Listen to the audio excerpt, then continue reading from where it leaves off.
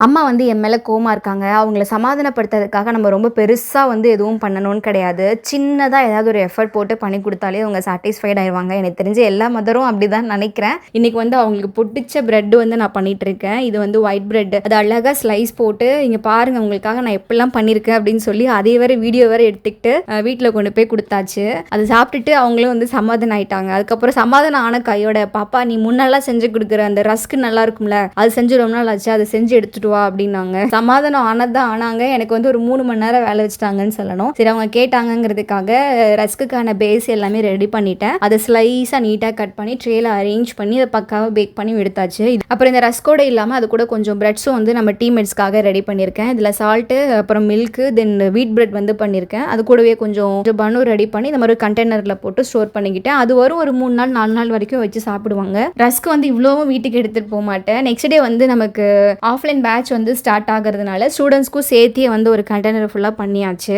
Risk எடுக்கிறதுல நாங்கள் rusk சாப்பிட்ற மாதிரின்னு சொல்லுவாங்கல்ல, ஆனால் அந்த ரஸ்க் செய்யறதுக்கு கிட்டத்தட்ட 1 ஹவர்லேருந்து 2 ஹவர்ஸ் கிட்ட ஆகும். இந்த ரஸ்க் முடிக்கிறதுக்கே மணி பார்த்தீங்க அப்படின்னா 9 மணி ஆயிடுச்சு. இதுக்கிடையில் 7 மணி ஆயிடுச்சுன்னா போது எங்கள் அம்மா கிட்ட இருந்து ஃப்ரீக்வெண்ட்டாக கால் வந்துடும். கிளம்பிட்டீங்களா பாப்பா, எப்போ வருவீங்க எப்போ வருவீங்க அப்படின்னு கேட்டுகிட்டே இருப்பாங்க. இந்த மாதிரி உங்கள் மம்மி ஏதாவது கோமா இருக்காங்க, அவங்கள சமாதானப்படுத்திருக்கீங்க, நீங்கள் இந்த மாதிரி ஏதாவது ஐஸ் வைப்பீங்க அப்படின்னு சொன்னால் என்னவா இருக்கும் அப்படி சொல்லி கூட கமெண்ட்டில் ஷேர் பண்ணுங்கள். நம்ம நெக்ஸ்ட் வீடியோவில் மீட் பண்ணலாம். Take care, by.